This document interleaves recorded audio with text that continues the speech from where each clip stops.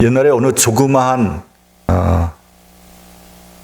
고읍에서 읍내에서 주막집을 하는 아주머니가 있었습니다.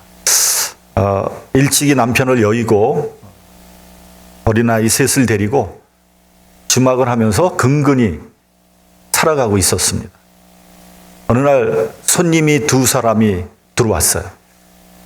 이 두 손님들은 큰 보따리를 가지고 들어오면서 하룻밤을 묵으면서 술을 한잔 했어요.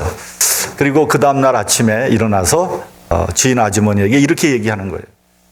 이 보따리에는 굉장히 중요한 것이 들어가 있습니다. 자기들은 어딜 좀 가야 될 때가 있으니까 이걸 좀 잠시 맡겨두고 싶습니다. 이 보따리를 맡아주면 우리가 두둑한 사례금을 드리겠습니다. 많은 사례금을 줬어요. 그 대신 한 가지 조건이 있습니다. 이 보따리는 두 사람이 같이 와야지만 내주십시오. 그렇지 않고 한 사람이 왔을 때 보따리를 절대로 내줘서는 안 됩니다. 워낙 중요한 거기 때문에. 이 아주머니는 또 사례금을 많이 받았잖아요. 기분이 너무 좋았어요. 그래서 알겠습니다. 그리고 이 두 사람의 얼굴을 자세히 쳐다봤어요. 그러고 난 다음에 이제 어느 정도 시간이 좀 지났는데 갑자기 그 중에 한 사람이 헐레벌떡 뛰어오는 거예요. 뛰어오는데 아주머니, 저희가 맡긴 보따리 잠깐 좀 내주십시오. 그러니까 이 아주머니는 아무 생각 없이 선뜻 내준 거예요. 그 사람이 왔으니까. 그 사람은 그 보따리를 탁 짚더니 그냥 황급하게 어디를 가버린 거예요. 조금 이따 생각해 보니까 아차 싶은 거예요. 왜냐하면 이 보따리 한 사람이 오면 주지 말라 그랬거든요. 두 사람이 왔을 때 보따리를 주게 돼 있는데 깜빡하고 한 사람만 왔을 때 보따리를 줘버린 거예요. 이거 이 일을 어떻게 하지? 이거 큰일 났네. 이게 잠이 안 오는 거예요. 이게 이렇게 중요한 물건이라 했잖아요. 중요한 것. 그 안에 뭐가 들었는지 모르지만 굉장히 중요한 것이고 사례금도 두둑하게 받았는데 이 일을 어떻게 하면 좋을까? 밥을 먹어도 밥이 먹히질 않는 거예요. 노심초사하고 있는데 그날 어느 점잖은 손님이 주막에 들어왔어요. 근데 보니까 아주머니가 얼굴을 보니까 죽을 상이 다 된 거예요. 걱정과 근심으로. 그래서 그 손님이 물어보는 거예요. 아니 무슨 일이 있습니까? 왜 그렇게 얼굴이 안 좋습니까? 이 아주머니는 자초지종을 다 얘기를 했습니다. 그 손님은 그 얘기를 다 듣고 난 다음에 빙긋이 웃더니 아주머니 너무 걱정하지 마세요. 이것은 이렇게 하시면 해결이 됩니다. 내가 하라는 대로 하십시오.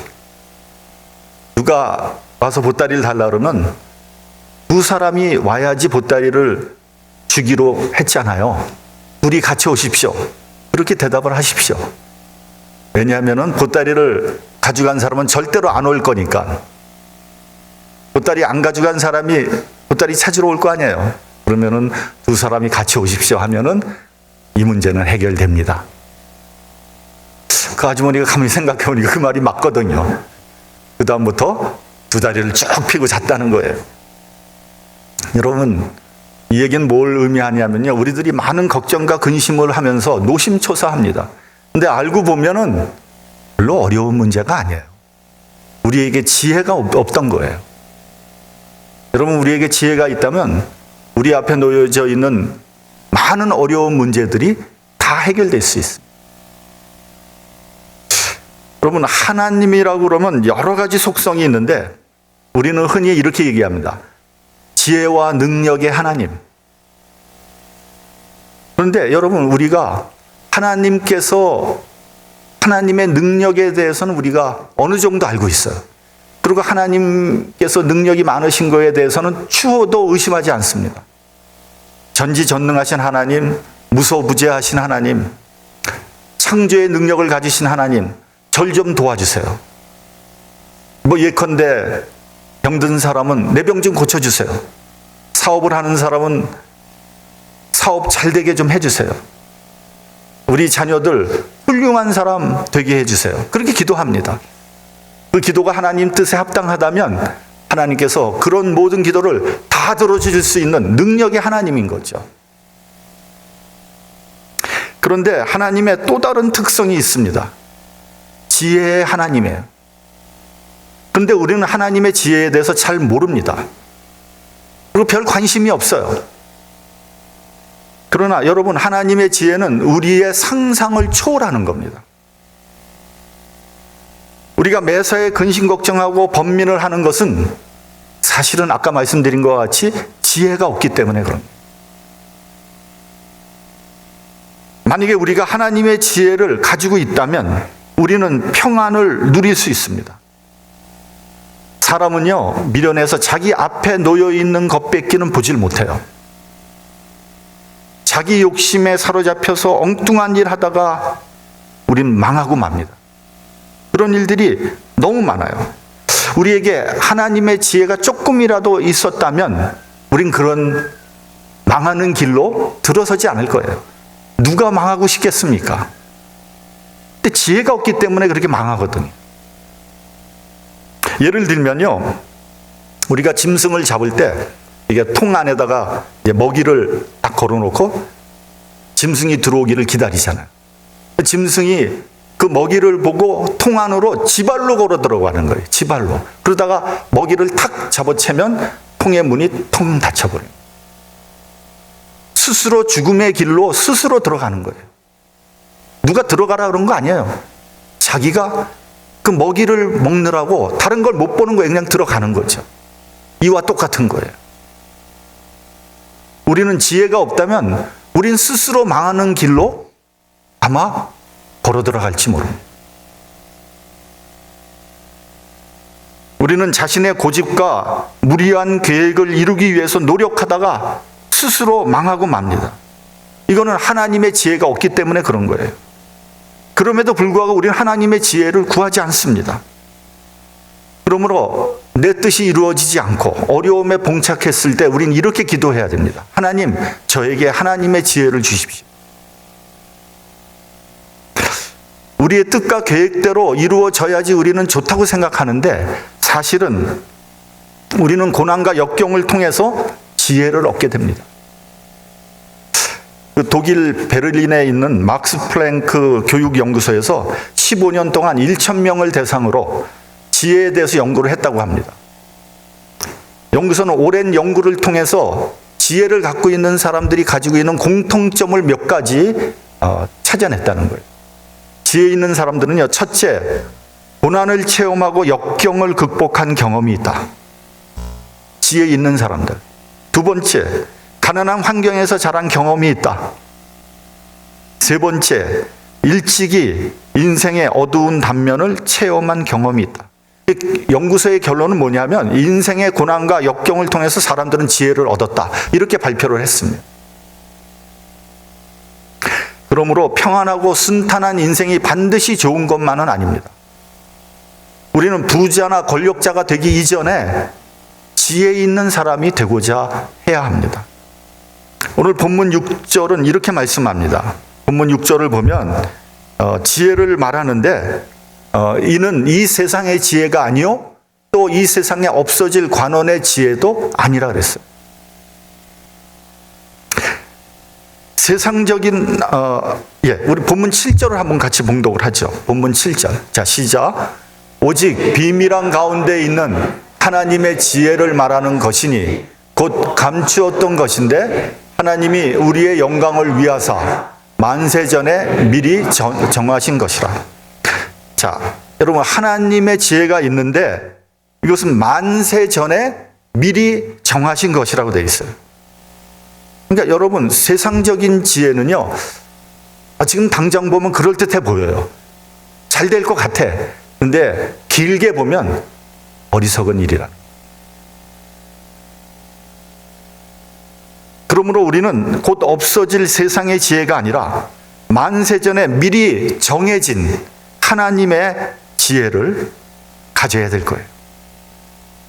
저는 이 말이 요즘에 정치하는 사람들에게 딱 들어가 맞는 말씀이다. 전 그렇게 생각을 합니다.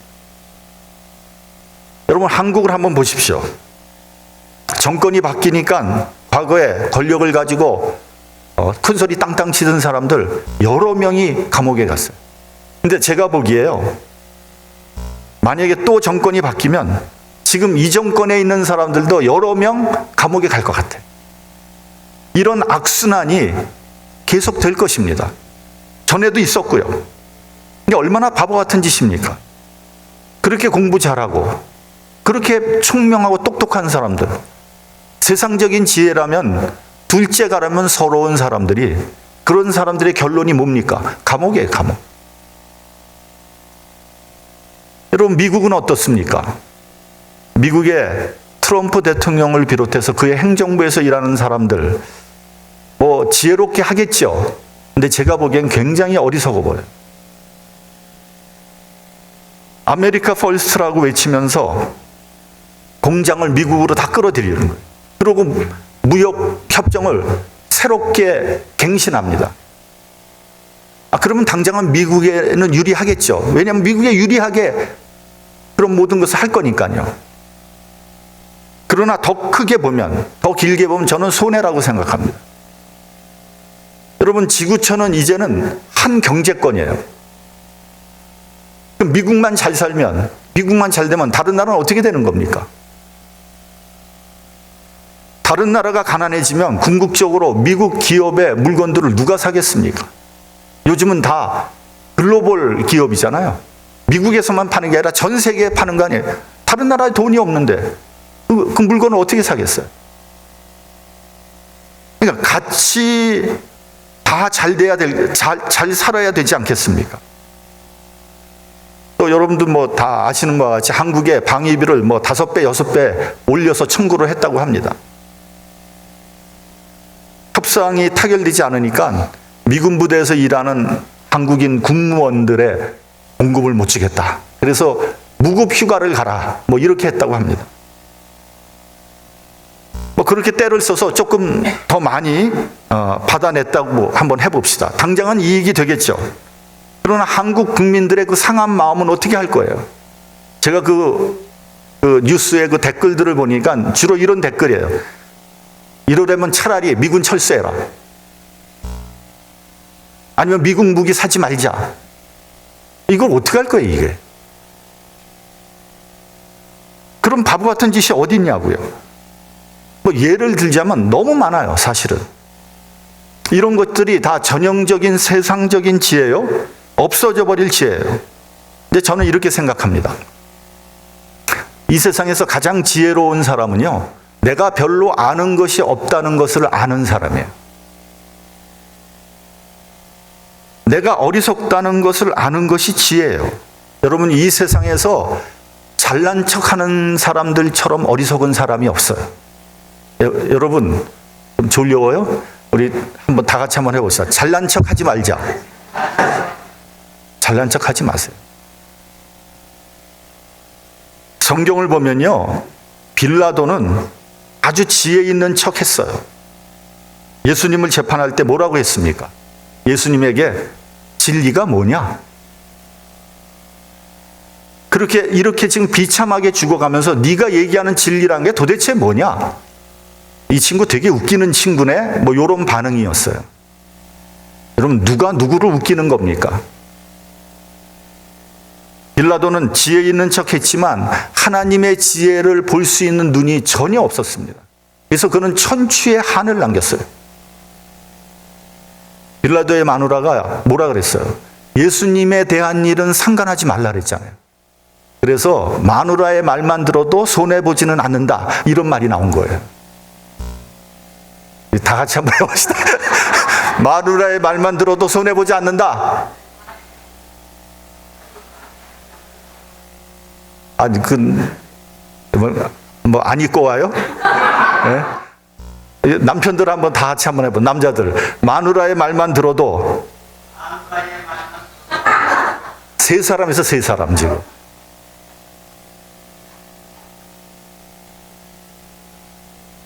여러분, 또 한 사람 있어요. 가야바. 그는 사내들인 공의회에서 이렇게 말했어요. 너희는 아무것도 모르는도다. 한 사람이 백성을 위해서 죽으면 온 민족이 망하지 않는다. 무슨 말입니까? 너희들은 모른다는 거예요. 그럼 뭐예요? 자기는 안다는 거죠. 지혜 있는 척한 거죠. 많은 사람을 위해 한 사람이 죽는 것이 합당하다는 거예요.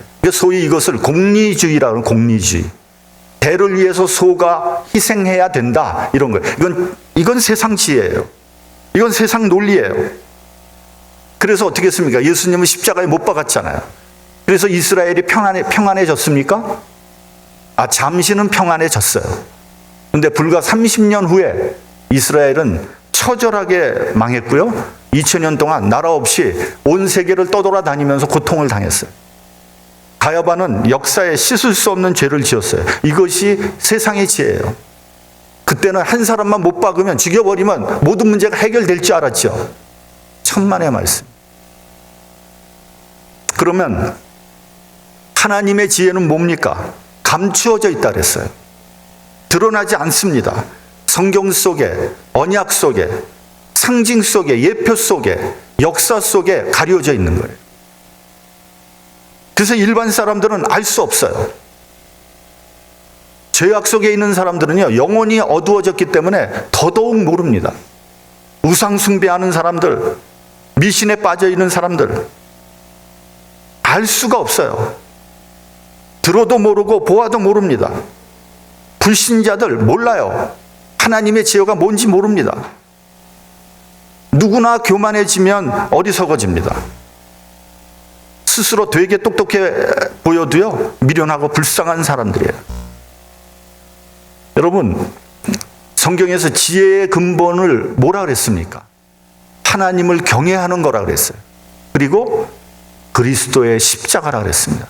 오늘 본문 1장 23절, 24절을 보면요, 십자가는 유대인들에게는 꺼리끼는 것이요, 이방인들에게는 미련한 것이로되 부르심을 입은 자들에게는 그리스도는 하나님의 능력이요 하나님의 지혜라 그랬습니다.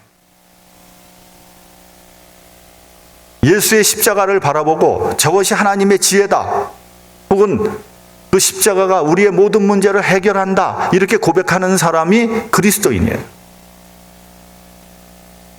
우리 본문 9절을 한번 같이 봉독을 하요. 본문 9절. 자, 시작. 기록된 바 하나님이 자기를 사랑하는 자들을 위하여 예비하신 모든 것은 눈으로 보지 못하고 귀로도 듣지 못하고 사람의 마음으로도 생각지 못하였다 함과 같으니라. 오늘 제가 여러분들에게 말씀드리려고 하는 하이라이트입니다. 이것이 지혜의 하나님은요, 예비하시는 분이에요. 예비하시는 분. 우리 다 같이 한번 해보죠. 예비하시는 분이다. 네. 여러분, 예비한다는 것은 굉장히 신비로운 말씀이에요. 본문에서도 말씀합니다. 예비하신 모든 것은 눈으로 보지 못하고 귀로도 듣지 못하고 사람의 마음으로도 생각지 못한다, 이렇게 얘기하죠. 말씀하셨어요. 그렇습니다. 여러분, 우리는 하나님의 계획에 대해서 몰라요. 보지도 못했고 듣지도 못했어요. 나는 미처 생각하지도 못하고 깨닫지도 못했지만 하나님의 계획은 이미 있었습니다. 우리의 귀로는 들리지 않고 우리의 눈으로는 볼 수 없지만 하나님은 우리를 인도하고 계시는 거예요. 이것이 하나님의 지혜예요. 그것을 뭐로 보느냐? 믿음의 눈으로 보는 거예요. 믿음의 눈. 근데 때로는 우리는요, 세상적인 지식과 경험 때문에 의심을 하게 되죠. 과연 하나님께서 나를 인도하고 계신가? 하나님께서 이 모든 문제를 풀 수 있을까? 그것이 합리적인 믿음인가? 그러나 우리는 이러한 의심을 극복해야 됩니다. 믿음의 선진들도 다 그런 과정을 겪었어요. 제가 하나 성경에서 너무 확연한 그런 예를 하나 들겠습니다. 창세기 22장을 한번 보십시오. 하나님께서 아브라함을 부르셨어요. 그리고 뭐라 그러시냐면, 내 아들 내 사랑하는 독자 이삭을 데리고 모리아 땅으로 가서 내가 네게 지시하는 한 산, 거기서 그를 번제로 드리라. 그럼 이게 무슨 말씀입니까? 이게 무슨 청천벽력 같은 말씀입니까? 100세에 얻은 귀한 아들이에요. 하나님께서 약속하셨거든요. 이 아들을 통해서 너희의 후손들이 하늘의 별과 같이 바닷가의 모래알과 같이 번성하게 될 것이다. 그런데 왜 하나님께서 느닷없이 아들을 번제로 바치라고 하는 겁니까? 이거는요, 아무리 생각해봐도 이해가 되질 않아요. 의심이 생겼어요. 그러나 아브라함은 분말하지 않고 순종했어요. 그 의심을 극복한 거예요. 믿음으로. 아침 일찍 일어나서 이삭을 데리고 모리아 상을 향해서 사흘 길을 걸어갑니다. 산에 도착하자마자 이삭을 묶어서 제단 위에다 올려놓고 칼을 들어서 찌르려고 했습니다. 근데 솔직히 말하면요, 솔직히 저는 명령하는 하나님이나 순종하는 아브라함이나 저는 이해가 안 가요. 전 지금도 이해하기가 어려워요. 솔직하게 말씀드리면, 만약에 내 아들을 하나님이 그러라고 했다면 하시겠어요? 할 수 있겠어요? 저는 못해요. 저는 그런 하나님 말씀이 만약에 들려온다면 전 그 하나님 말씀 전 거부할 거예요. 전 순종 못합니다. 그래서 아브라함이 믿음의 조상이 된 거예요. 아브라함은 평범한 사람이 아니에요. 우리와 같이 의심이 많은 사람들이 아닙니다. 그 알량한 세상적인 경험과 지식을 가지고 하나님 말씀을 평가한 사람이 아니에요.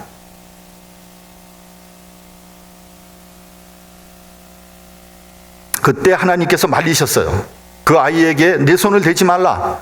아무 일도 그에게 하지 말라. 내가 내 아들 내 독자라도 내게 아끼지 아니하였으니 내가 이제야 내가 하나님을 경외하는 줄 아노라. 여러분, 이 말씀을 다시 해석하면 이런 겁니다. 내가 내 독자를 내줬으니 나도 독생자를 내주겠다는 약속의 말씀인 거예요. 그래서 하나님이 독생자를 십자가에 못 박은 거예요. 아브라함의 순종이 없었다면 예수께서 어떻게 오셨을까? 문득 아브라함이 뒤를 돌아보니까 그곳에 수양 한 마리가 뿔이 수풀에 걸려서 보둥거리고 있었어요. 하나님께서 미리 제물까지 준비하셨던 거예요. 아브라함은요, 꿈에도 거기까지 생각하지 못했어요. 하나님께서 그제서야 아브라함은 하나님께서 준비하시는 분이라는 사실을 깨달았습니다. 그래서 그 땅 이름을 뭐라 그랬어요? 그 땅 이름을 여호와 이레라고 했어요. 이건 하나님께서 예비하시는 하나님이다, 이런 뜻입니다. 하나님께서 미리 예비하셨는데 그것도 모르고 나는 혼자서 괜히 걱정하고 노심초사하고 불안해가지고 떨었던 거죠. 만약에 예비하시는 하나님이라는 걸 알았다면 누가 순종하지 않겠어요? 아니, 여러분, 네 아들을 번제로 바쳐라. 하나님께서 내가 예비한다, 제물을. 누가 안 바치겠어요, 그걸?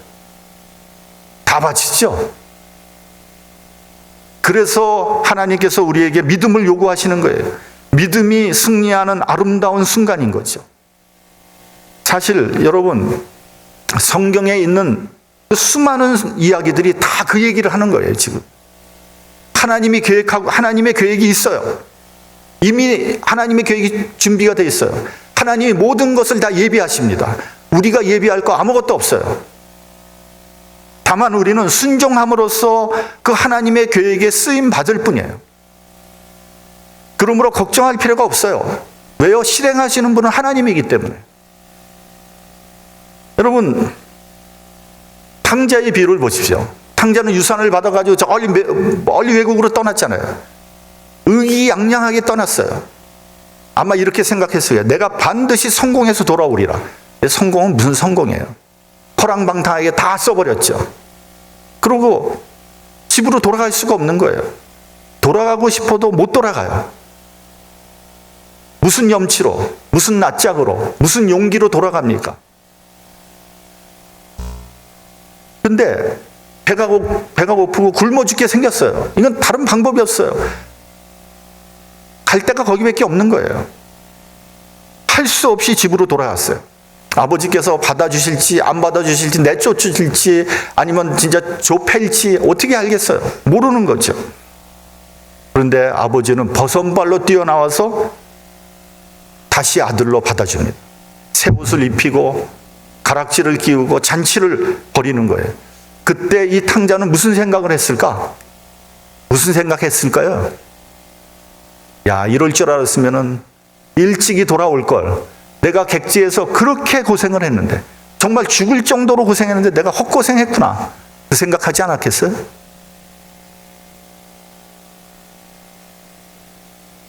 여호와 이레입니다. 아버지가 미리 준비하고 계셨다는 것을 탕자는 몰랐던 거죠.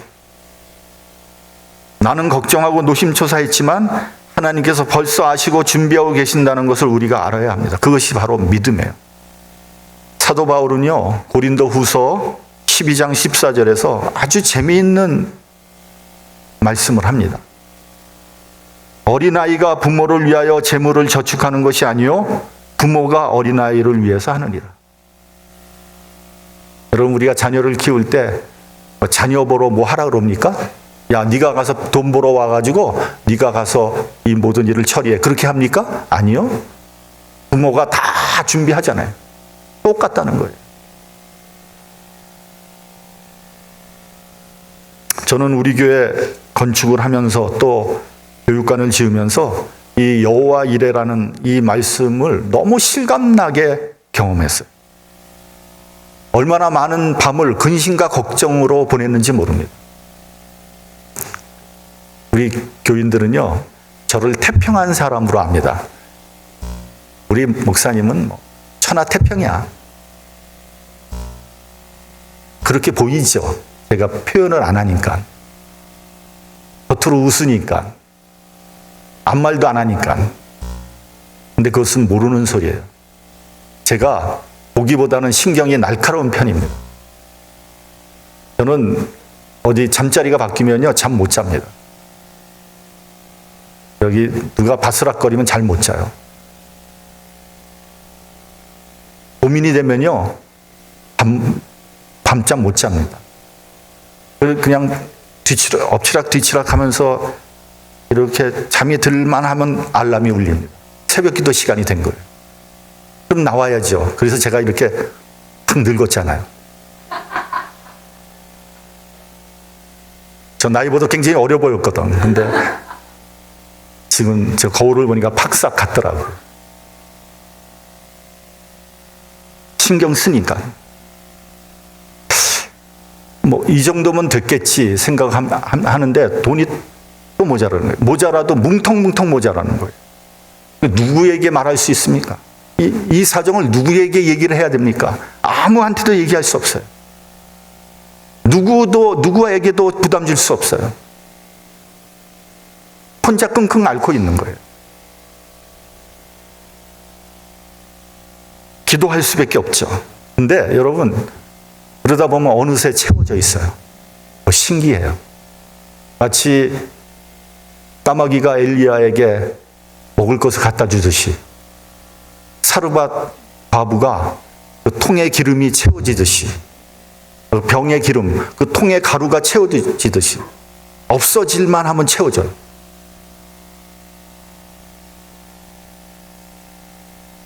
생각해보면 신기하기도 하고 재미있기도 해요.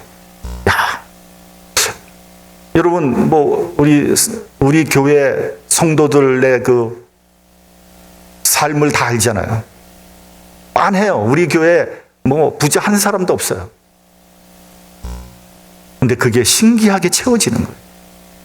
여러 가지 방법으로, 별 희한한 방법으로 그게 채워져요. 그래서 참 신기해요. 재미있어요.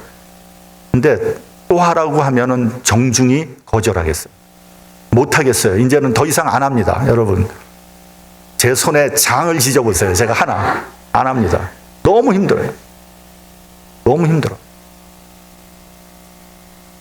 근데 사실 저는 이 목회를 하면서 제 개인 경제도 하나님께서 채워주시는 것을 너무 많이 체험했어요. 근데 하나님께서 꼭 모자라지 않게만 채워주는 거예요.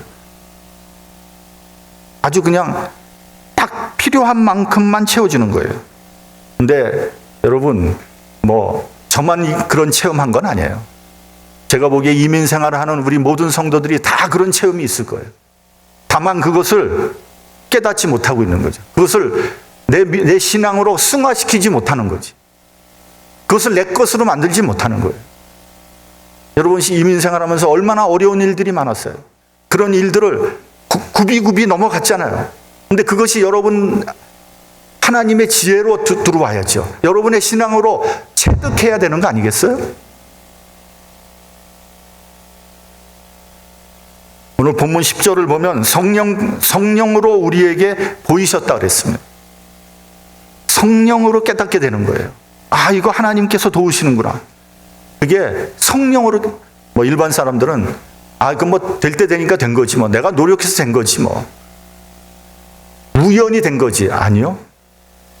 하나님께서 도우시는 거예요. 그 성령께서 알려주시는 거예요.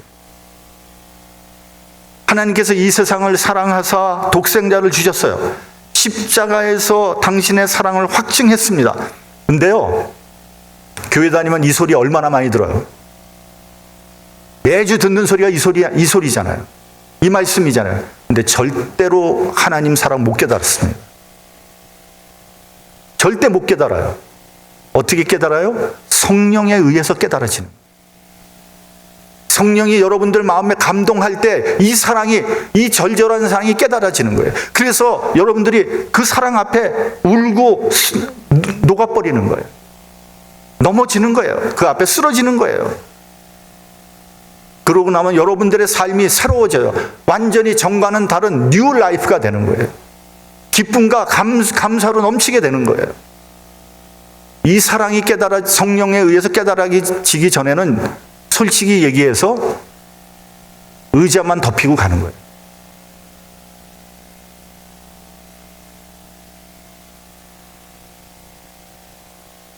예수께서 이렇게 말씀하셨습니다.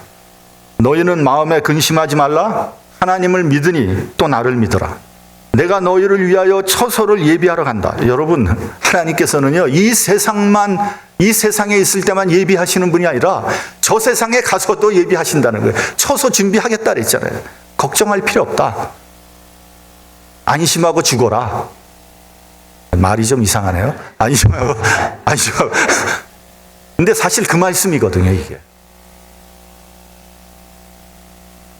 여러분, 우리의 근심은 무엇입니까? 우리의 두려움은 어디서부터 오는 겁니까? 예비하신 하나님의 그 신비로운 역사, 그 능력, 그 지혜를 바로 깨닫고 바로 믿을 때 여러분들 삶에는 평안이 넘치고 용기를 가지고 살아갈 수 있게 되는 거예요.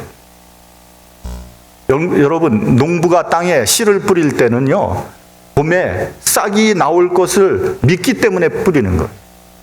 가을에 추수를 할 것을 알기 때문에 씨를 뿌리는 거예요.